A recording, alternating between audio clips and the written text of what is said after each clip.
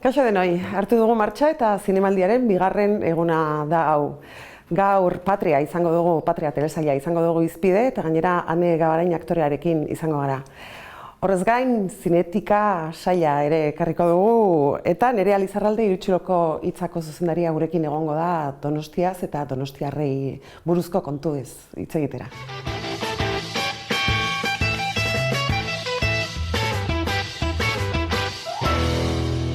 Bueno, hementxe gaude, Maria Cristina hotelean, Ane Gabarainekin egingo dugu elkarrizketa orain, Patria telesailaren gotorleku bilakatu den hotel honetan. Eta maskaren atzean dagoena, Ane da. Bai, alaxe naiz. Begiak ezagunak egiten zaizkigulako bestela. Bai, begira da beti. Bai, elkarrizketa guztiak egin dituzu maskarillakin. Danak. Bai, protokoloaren asuntoak eta... Bueno, bai. Bueno, zemoz, nekatuta zabiltza. Nekatuta, baina oso posik, bai. Bai, ez? Atzo estrenaldia, antzerkian? Atzo estrenaldia, telesailaren estrenaldia, hemen Vitoria Eugenian, aurkeztu genuen, eta gero Tolosara joan ginen, antzerki obra estrenatzera, fadoak entzuten zituen gizona, Kepa Errastiren obra bat, xake taldeak ekoiztuta, eta oso posik, oso publiko nauki genuen, jende pila bat, eta oso posik. Lo gutxien ganator, baina... Ja, tarteka gertatzen zaigo, ez, aktorea hola ibiltzea. Hori askotan tokatzea, igual zaude hori jabetetan zer gabe, eta gero derrepente bi egunetan dana pilatzen da. Ba, oso bitxia da, eta jendeak pentsatzen du gaudenean, denbora guztian gaudela, baina gero hilabete edo denbora asko egoten da ez gaudena, ez? Bai, pandemiaren eragina da, bai, oain, klaro, pilatu zaigu igual udaberrin eta egin beharrekoak egin gabe, eta oain udazkenian egiten nahi dira, eta orduan dana pilatzen da, eta zingo dugu. Bai, hala da. Bai, ez bizitza datorren bezala onartu eta aurrera. Bueno, Patriakin pozik? Bai, oso posik, bai.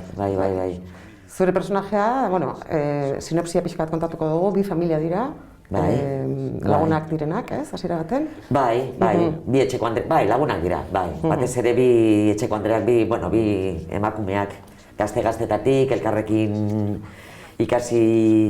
ikastetxean ere monjetan ikasi zuten, eta lagun minak, laguna baino aizpak, bai. Bueno, eta zuen kasuan gainera, Ane eta Elena Irureta izan zate. Bai, kriston. Familia bezala izan zate. Bai, eta Jose Ramos Oroiz, eta Mikel Askurain, eta danak ezaunak, lagunak, eta oso giro politean, endulana. Mikelekin ere badukazu gainera beste obra bat Laster estrenatzeko duzu. Mikelekin, bai. Bat baino gehiago. Bat baino gehiago, bai. Bai, daukeu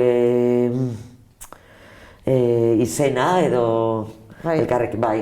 Beste, bost aktore gea. Bai. Eta Zoazpake Santuan, urrengo larun batian, eta 27an Lugaritzen izango gea. Ondo, gelditua bai.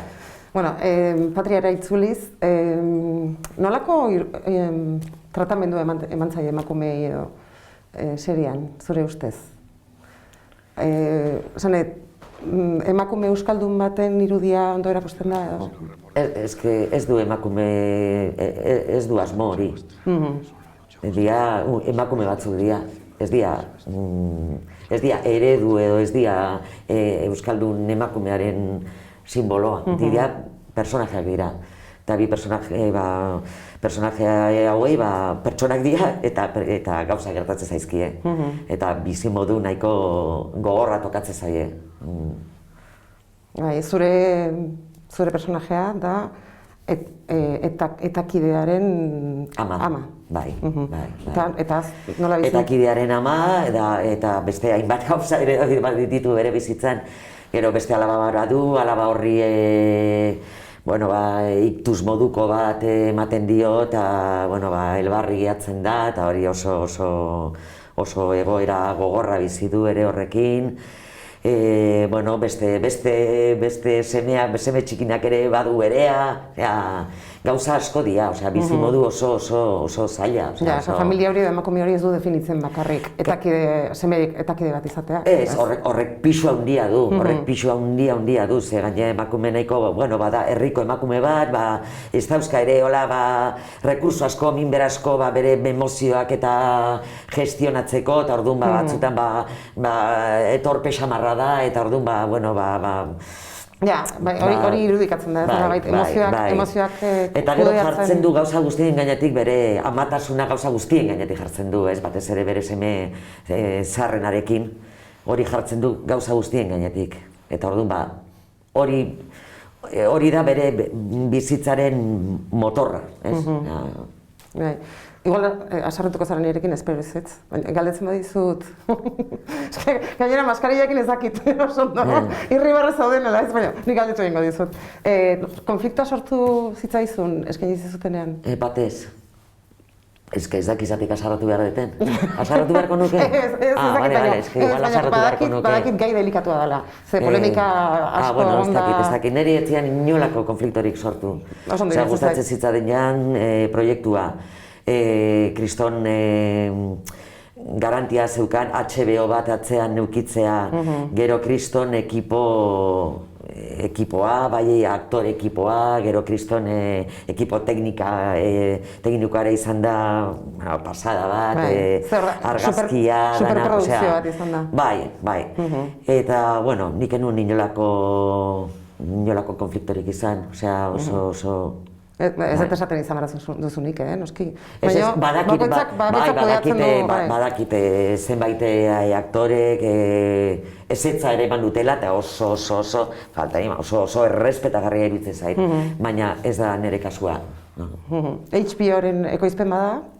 HBO, inglesez. Eskera inglesez ateratzen zait HBO, eta ez ateratzen zait HBO, orduan ez da kontua. HBO nahiago dut esan. HBO-ren ekoizpen bada, eta noski proiektzio internazionala izango du. Eta nolako harrera izango duela uste duzu gona utzior? Ez dakigu, nunbait 72 ez dakit, herrialdetan estrenatuko da, eta, bueno, Euskal, nik zer dakit, Noruegan sekuntzen olako... Ze percepzioa, Pentsatzen dut, ona, azkenien pertsonen arteko konflikto bada, eta nik uste edozein lekutan uler daitekela, eta konpartitu daitekela. Zure personajearekin edozein emakume identifikatu daiteke momentu batean, ez? Ez dakit. Noruegan, ere bai. Bueno, mila esker, animo horko gunarekin, oso luze eta gogorra izako da, baina animo. Baina guztu da. Ez da lehen baldia, eta eskerrik asko gorekin egoteagatik. Eskerrik asko zuei. Muntxi bat.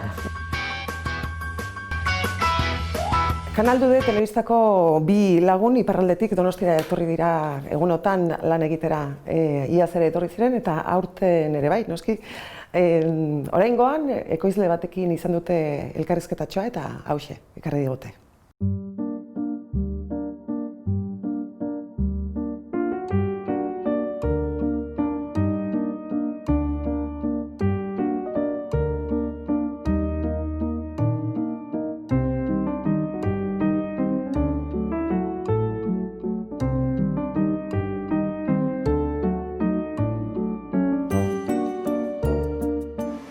Produktore lana zer da? Produktore lana da, azken finean nola egin filma bat egiteko.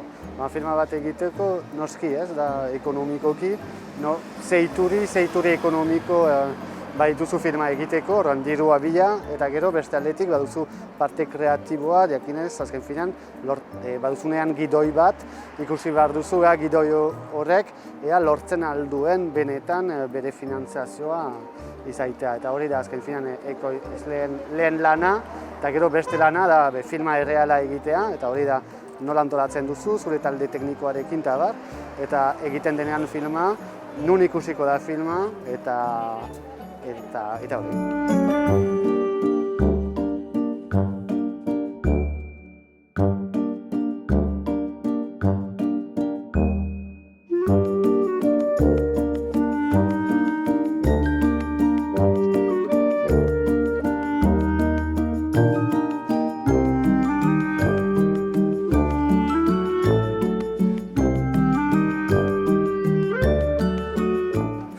ekoizlea hasten denean proiektu batekin rezibitzen du gidoi bat, eta adibidez orain gira estreno batean, eta hemen gira, ere ekoizleak filma ikusteko, horren prozesu osoa ikusten du, horrelako filma, adibidez, Ane aipatzen barin badu, hor ikusten aditugu, nire atzean jende batzuk sartzen dira ikusteko Lara Izagirreren azken filma deitzen dena Ane, proiektu hortan sartu naiz daudela 3 urte, eta gaur badugu premier delakoa hori hemen zinemaldian Donostian eta azkar Ipar Euskal Herrian ere izanen gira Lapurdin Donibane Loitzunen.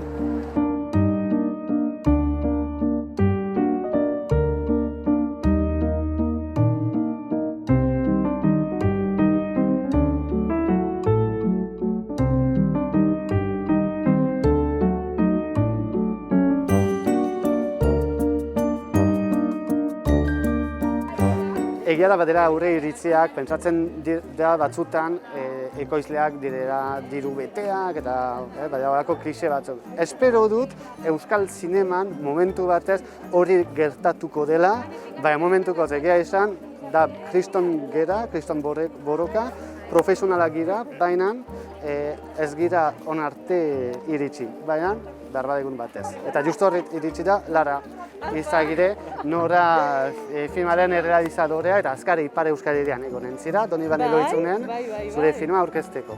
Oso ondo, bai, joeiokin ba. Ikusi duzu? Eskerrik asko. Bagoaz barrura, ez? Goazen. Mundu guztia sartu da, azkena gara. Mira esker, agur.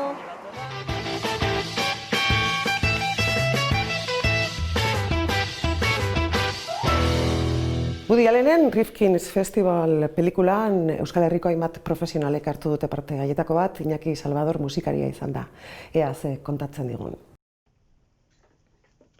Woody Allenen ekipoak eta Woody berak bisita bat egin zuten Altxerri Jazz Tabernara kokapen egoki bat bilatzen filmaren eszena baterako.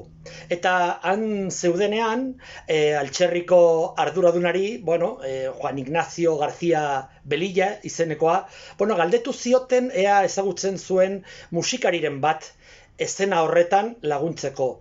Egia esateko Juan Ignazioarekin oso harreman polita eta estua daukat aspalditik, eta nire izena eman zien. Philippe happens to be a fabulous bongo player. Isn't that exciting, Mort? Not since Neil Armstrong walked onto the moon. Eszena horretan agertzen naiz eta baita ere une hontan jo genuen musika konposatu nuen. Ez dakit azkenean entzungo den, ala ez, badakigu nolakoak diren azken muntaiak, askotan eszena oso bat desager daiteke edo musika bat desager daiteke, baina hasiera batean produktorek musika jatorrizko bat nahi zuten eta horregatik enkargatu zidaten. I had to accompany my wife to the San Sebastian Film Festival. She did the press for them. Yes, Philippe. Oh my God, I love his look. He is so chic. I only went because I couldn't shake the suspicion that she had a little crush on this movie director. Well, we put in quite a day today, huh? You did. You were unbelievable. I can't say I wasn't a little uncomfortable about Sue spending all day with Philippe. I ran into Sue this morning. At first, I thought I was interrupting something until I realized it was your wife. Since coming here, my mind started playing tricks on me. Woody Allenen filmetan beti, musikak garrantzi handia dauka, eta jakin bezala Donostia eta jasa oso lotuta daude. Orduan eta zentzu horretan oso logikoa iruditzen zait film honetan, jazz taberna bat agertzea. Are you under any stress? My marriage has been fraying. Can I be frank? My marriage is causing me pain. Estarías todo el día fuera. Sorry about this. Sorry. Who are you? Just a friend. Egia esateko Woodyk eta biok oso hitz gutxi gurutzatu genituen. Agurtu, besterik ez. Musika sormen prozesua eta filmazioaren detaileak bere produktoreekin landu nituen. Filmatzearen egunean, Woody oso tipo atsegina, iruditu zitzaidan, eta beste gauza bat oso polita izan zen Vittorio Storaro, garrantzi handiko argazki zuzendaria ere ezagutzea. What's it all about? Is this everything that there is, or is there more? The answers are not always what you want to hear. Betidanik asko gustatzen zaizkit Woody Allenen filmak, orduan oso zaila da niretzat bakar bat aukeratzea. Baina bueno, agian El Dormilón. El Dormilón oso film berezia, iruditzen zait, ez dakit freskura handia dauka eta. So, do you have anything to say to me after everything that I've told you?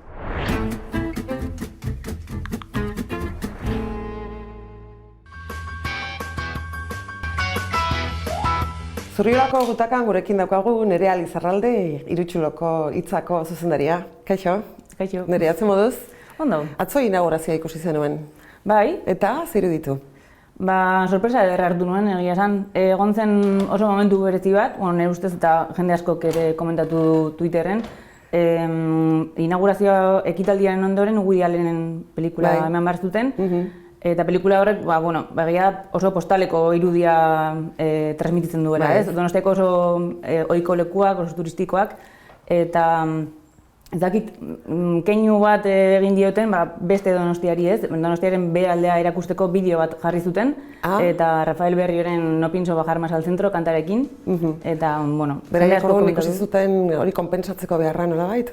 Bai, eta ea zinemagileren batek inspirazioa topatzen duen horrelako irudi ederrak ikusita, hor ikusten zen Morlans, Loyola, Altza, Herrera, Donostiako periferia edo, bai. Beste guzti hori ez. Hori da. Askorentzat hori da Donostia reala, noski ez? Bai. Gehionentzat. Auzoen Donostia. Bai, hori da. Salvadorrek, Iñaki Salvadorek Woody Allenen pelikulan parte hartu zuen, baina badira beste ekoizpen batzuk ere Donostia erakusten dutenak, ez? Bai, Donostia erakutsi baino, Donostiarrek parte hartu dute, badaude Hil Kanpaiak pelikulan, Imanol Raioren Hil Kanpaiak pelikulan badaude Donostiar batzuk, Jose Mengoetxea, Asier Hernández, Dorlaeto Gorrita Bizkaia, hor egongo da, badaude Donostiar batzuk, gero Marina Palacio zinemagile gaztea, aurpegi berria daukagu zinemaldian, oso gaztea da, 24 urte ditu, eta... Zer da, zuzendaria? Zinemagile, lehenengo film laburra egin du. Elias Kerejeta Zinema Eskolako lehen promoziokoa da, eta... Iaz hasi zen eskola, eta... Bai, lehen promoziokoa da, eta lehen film laburra aurkeztu du, Ya no duermo, vampiroen inguruan, eta, familia giroan filmatutakoa, eta oso berezia. Beraz, hori... Woody Allenek mesede egingo digu Donostia mundura eramaten, baina ez da bakarra. Ea lortzen dugun besteok ere ez, mundura ateratzea. Ekain Irigoyen zinemagile Donostiarraren Hijos de Dios estrenatuko dute gaur zinemira atalean, ez? Arekin hitz egiteko aukera izan duzu ez da? Bai, kontatu digu oso proiektu berezia dakar eskuartean, eta sakrifizio handia izan da berarentzat, bera Donostian bizi da, Donostian lan egiten du, Bainet ekoiztetxean, baina Donostia eta Madril artean ibili da Hijos de Dios pelikula grabatzen. Luzemetraia da? Bai, dokumentala, 70 minutu inguruko luzapena dauka. Berak erabaki zuen kalean bizi den jendearengan jartzea fokua, arreta, eta Madrilera joan zen, bere ustez hiri handi batean horrelako errealitatea asko krudelagoa da, ez? Horren beste jende ibiltzen da ara eta ona, eta kalean bizi den jendea ikusezin bihurtzen da nolabait, ez? Horrelako jende mugimenduarekin.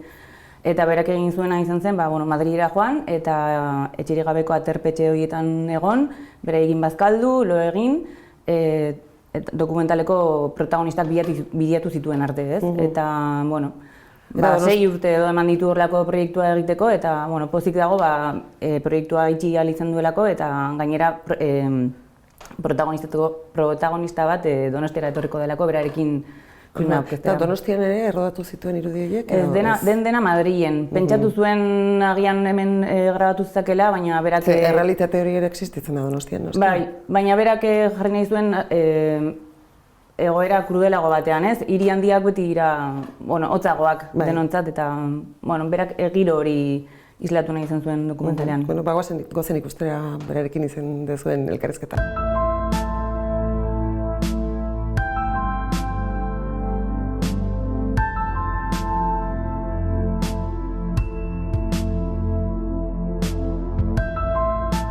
Ekain Irigoyen naiz, 2016an Kalebegiak aurkeztu nuen bertan Kresala laburra zuzendu eta idatzi nuelako, eta aurtengo zinemaldira Hijos de Dios dakart, bi etxegabeen bizitza kontatzen duen historioa da, eta fikzioaren eta dokumentalaren arteko muga auskor horretan mugitzen den pelikula bat.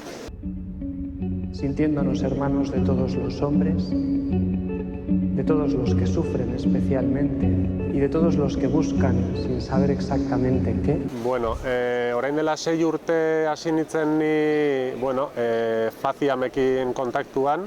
Faziam Madrileko etxegabeekin lan egiten duen organismoen arteko sare bat da, eta beraiekin kontaktuan jarri eta beraien bidez zentroetara bideratu ninduten, etxegabeko jendearekin lo egiten hasi nintzen, beraiekin bazkaltzen, beraiekin egunak pasatzen, eta pixka bat pelikularen protagonistak izan zitezkenak bilatzen. Hasi eta 3 hilabetetara Javi aurkitu nuen, berak bere historia pixka bat kontatu zidan, erakargarria iruditu zitzaidan, eta klabea izan zen berak beste 2 lagun bat zituela, bat kalean bizi zena, eta beste bat, emakume bat, zentro batean zegoena. Eta orduan iruditu zitzaidan, jende hauen bizitza nahiko estatikoa da. Eta, zinera eramateko estatikoa den zerbait ez da oso zinematografikoa izaten, eta triangulo horrek nik pentsatu nuen mugimendua eman ziezaiokela pelikulari, eta beste 2 hauek aurkeztu eta gero, hasi nintzen beste 2 hauekin ere erlazio bat mantentzen, eta azkenean proiektua zeintzen esan nien, eta aurrera ekin genuen, beraiek ere gustora zeuden eta onartu zuten proiektuan parte hartzea, eta horrela hasi zen. ¿Sabes de lo que me acuerdo? Me acuerdo todos los días de mi madre, que en paz descanse. Si ella hubiera estado viva, no hubiera hecho lo que he hecho en mi vida. Pelikula egiten hasi aurretik, hemengo kantautore eta konpositore batekin proiektu bat hasteko zorian nengoen, eta azkenean bertan bera geratu zen. Eta orduan, El Paisen zekarren artikulo batekin topo egin nuen, eta bertan ziren argazkilari baten lana zen, eta Nueva Yorken lehenengo planoak, argazkietan lehenengo planoak azaltze ziren Nueva Yorkeko etxerik gabeko jendea, krakarekin dependentzia handiko jendea, eta inpaktatu egin zidan erreportai horrek, eta begirada bakoitzean ikusten nuen, begirada horien atzean historio bat bazegoela kontatzea merezi zuena. Orduan, Nueva York buruan eukita, horrelako errealitateak ere nik uste dut askoz gogorragoak izaten direla hiri handi eta erraldoietan, non jendea batera eta bestera dabilen, eta azkenean beraiek ikustezin bezala bihurtzen diren hainbeste jenderen artean, eta iruditzen zitzaidan askoz indar gehiago edukiko zuela pelikulak hiri handia batean egiten bali manuen, Donosti batean egiten manuen baino. Eta pixka bat, pixka bat krudelagoa iruditzen zait, jende askoren artean horrelako errealitate bat ikusteak jende gutxiren artean baino. Bueno, ¿es el centro La Rosa? Sí, soy Javier Lea Cano. El destino quiso que nos conociéramos y nos hiciéramos amigos. Y bien lo hemos pasado. Yo lo tengo asimilado, no tengo miedo a la calle, ni a la muerte, ni a nada. Nere asmoa zen gehien bat beraien bizitza den bezala kontatzea. Osea, kanpotik artifiziorik sartu gabe, gidoi lanik gabe, benetakoa zen pelikula bat burutzea, fikzioak dituen egiturekin.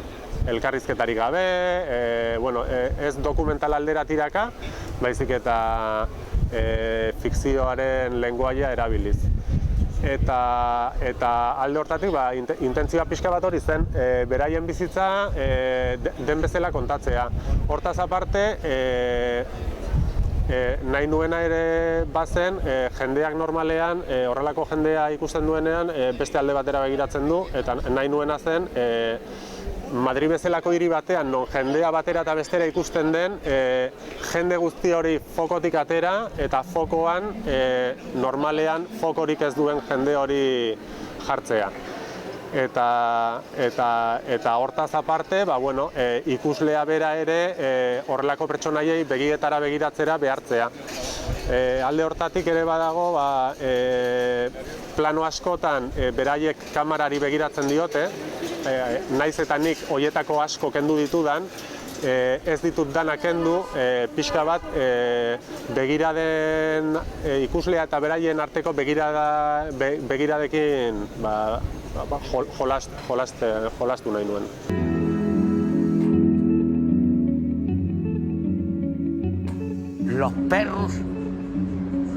Los perros son de dos patas.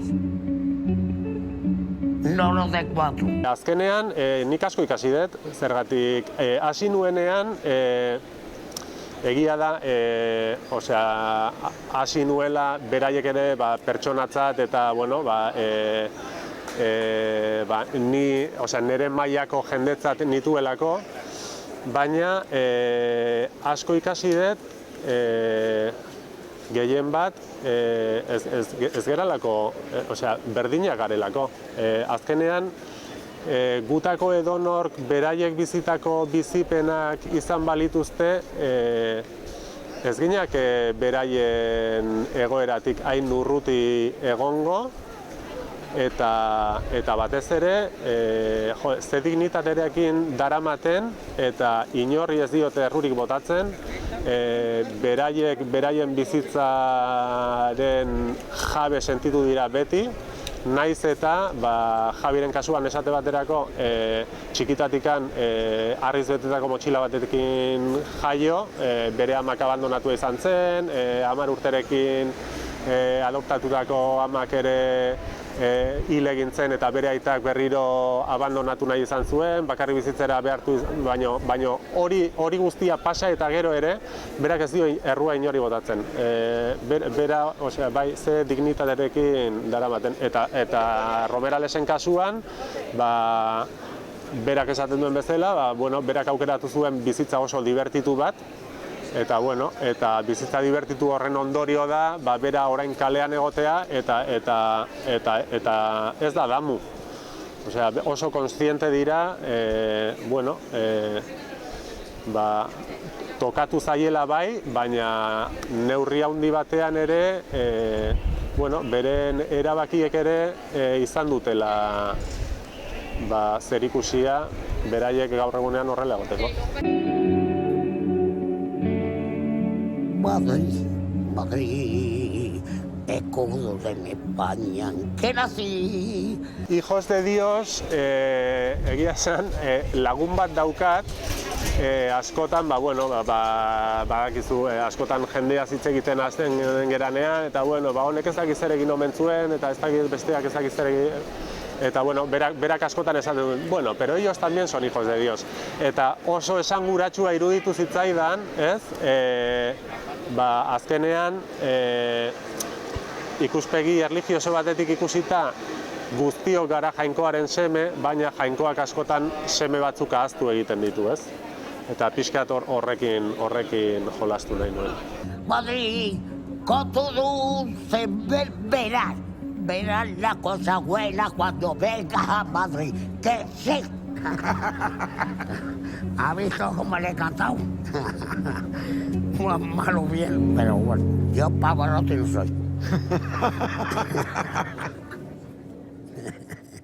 Hemen jarraitzen dugu Nerea Lizarralde Irutxiloko hitzako zuzendariarekin. Datorren asterako ze beste eduki prestatu dituzu edo? Bai, bueno, lehen komentatu dut, Marina Palazioarekin egon ginen, eta kaleran elkartu ginen berarekin, eta, bueno, berak kontatuko dizue, nola izan den berarentzat lehenengo film laburra egitea, nola grabatu zuen familia giroan, eta bera ezaguteko aukera izango dugu. Eta astelehenean Asier Altunarekin geratuko gara, elkarteta egingo diogu, Arzaken dokumentala egin duelako, bere ibilbidea jaso duelako ikusentzunezko batean, eta galdetuko diogu ea nolako lana izan den, nolako harremana duen Arzakekin, eta... Berez daukago alde batetik ekaini horien lana dela kaleko jendeari dedikatu diona edo, eta beste daukago Asier Altunarena Arzaki buruzkoa, bueno, kontra esanak, ez? Bai, nasketa handia gaietan, eta bai. Bueno, eta egunotan nola ikusten ari zara, bueno, atzo hasi izan, baina nola sentitzen ari zara nola bait zinemaldia, aurreko urteekin konparatuta, eta... Bueno, giroa hotzagoa, ez? Dena, bueno, gauza guztietan gertatzen ari den bezala, hotzagoa, arraroa da, ez? Atzo, alfombra gorria kursalean, alfombra gorria ikustea, jenderik gabe, publikorik gabe. Egon badago alfombra gorria, baina... Publikorik gabe, erraro xamarra da. Autografoak ez dira sinatzen. Aretoetara sartzea ere askoz komplikatuagoa da, baina, bueno, horrela izango da dena, tamalez horrela izango da. Bai, baina behintzat egin da.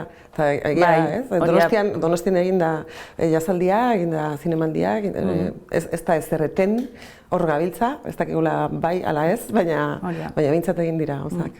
Zuek nola moldatu zeat itxialdian eta etxetik lanean, pentsatzen dut? Bai, gogorra izan da, erronka handia, talde txikia gara, baina, bueno, egoera honetara egokitzea, erreakzioa, 5, 6, 8 etxetan banatuta egotea komplikatu izan da. Gainera, aurten 15. urtemuga ospatu nahi genuen, eta ezinezkoa izango da dena egitea, eta egokitu eta moldatu egin beharko dugu. Bai, horrek erakutsi du ez, hori erakutsi du itxialdiak nola baitez, badukagu egokitzeko kapazitate hori.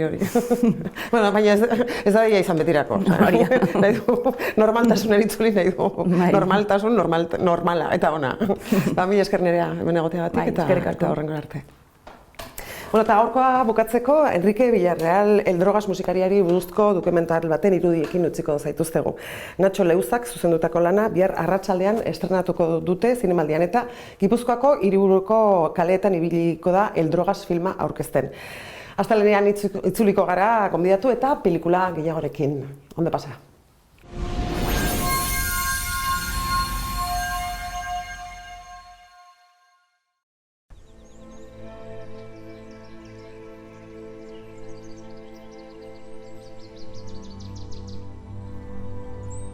Mi padre solía traerme a orillas del río Arga. El recuerdo que más me viene a la cabeza fue la primera vez que hice chipichapa. Para mí fue como hacer magia.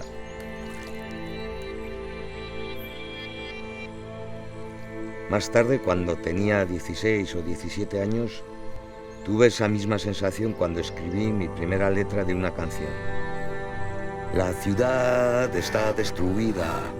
La tierra huele a fuego, es el fin de la vida, hay gente por el fuego, la madre del mundo llora de tanta maldad.